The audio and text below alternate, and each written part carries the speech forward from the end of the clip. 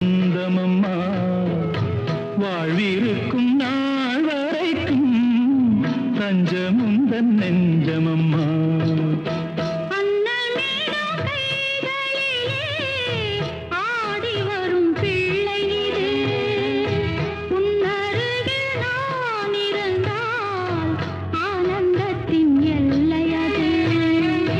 காயத்ரி மந்திரத்தை உச்சரிக்கும் பக்தனம்மா கேட்கும் வரம் கிடைக்கும் வரை கண்ணுறக்கம் மறந்ததம்மா.